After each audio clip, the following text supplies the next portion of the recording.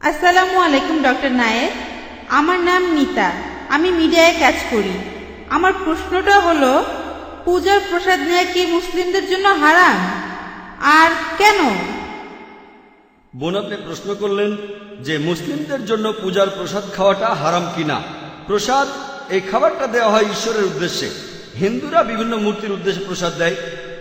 পবিত্র কোরআনে মোট 4 জায়গায় উল্লেখ করা হয়েছে। সূরা বাকারার 173 নম্বর আয়াতে উল্লেখ করা হয়েছে, সূরা মাইদার 3 নম্বর আয়াতে উল্লেখ আছে, সূরা আনামের 145 নম্বর আয়াতে উল্লেখ করা হয়েছে, এছাড়াও সূরা নাহলের 115 নম্বর আয়াতে উল্লেখ করা হয়েছে, হুররিমাত আলাইকুম মাইতাতু ওয়াদ-দামু ওয়া লাহমুল খিনজির ওয়া মা উহিল্লা লিগাইরিল্লাহ বিহি। তোমাদের জন্য হারাম করা হয়েছে মৃত জন্তু, রক্ত, শূকরের মাংস খাওয়া, আর যে পশু জবাই করার সময় আল্লাহ ব্যতীত অন্য কারো নাম নেওয়া হয়েছে।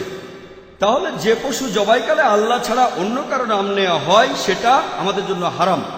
আর এই কারণেই পূজার প্রসাদ নিয়ে খাওয়া এটা হারাম ইসলামে।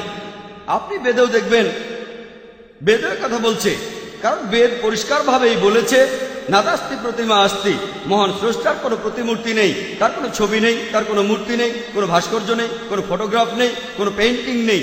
তাহলে বেদ অনুযায়ী ঈশ্বরকে খাবার নিবেদন করা নিষিদ্ধ। তাহলে দেখছেন যে বেদও এর বিরুদ্ধে কথা বলছে, এটা ভুল। মূর্তির উদ্দেশ্যে খাবার দেওয়াটা ভুল। একইভাবে যেহেতু কোরআন নিষেধ করেছে, মুসলিমদের নিষেধ করেছে খাওয়া যাবে না, নেওয়া যাবে না, এটা ভুল। বোন, আশা করি উত্তরটা পেয়েছেন। স্যার, আরেকটা ব্যাপার, আমি একজন শিখ, মাঝে মধ্যেই গুরুদুয়ারায় যাই। গুরুদুয়ারাতে কোনো মূর্তি নেই, মূর্তি পূজা হয় না। গুরুদুয়ারাতেও প্রসাদ বিলানো হয়, এটাকে বলে কানা প্রসাদ। এই প্রসাদও খাওয়া যাবে না, এরকম করার কারণটা কি? সুন্দর প্রশ্ন। এই প্রসাদ তো কোনো মূর্তির উদ্দেশ্যে না। হ্যাঁ, ঠিক।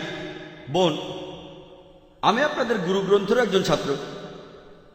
আর দেখবেন যে শিখদের কথা অনুযায়ী ধর্মগ্রন্থ, প্রথমে আদি গ্রন্থ, গুরু গ্রন্থ, এখানে ঈশ্বর একাত্মবাদ নিয়ে বলা হয়েছে। সেখানে বলা আছে যে মহান স্রষ্টার কোনো মূর্তি নেই, ছবি নেই। মহান স্রষ্টাকে সেখানে বিভিন্ন নামে ডাকা হয়েছে, রাহিম, কারিম, আল্লাহ, অনেক নামে। এখানে আমাদের মিল আছে। তবে দুর্ভাগ্যজনকভাবে যখন গুরুদুয়ারায় যাবেন, যদিও শিখরা এমন কোনো স্রষ্টাকে বিশ্বাস করে না যার কোনো ছবি আছে, তারপরও তারা উপাসনা করে গ্রন্থকে, মনে করে গুরু, কারণ গুরুর এখন নেই।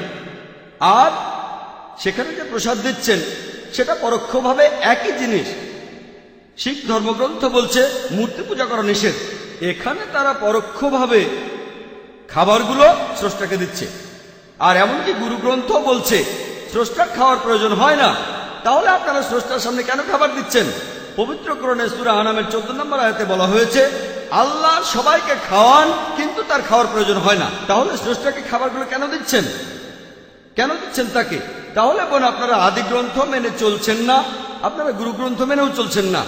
মহান স্রষ্টার কোনো খাবারের প্রয়োজন হয় না, তিনি কোনো খাবার ছাড়াই টিকে থাকবেন, তিনি সবাইকে খাবার যোগান দেন। আশা করি উত্তরটা পেয়েছেন।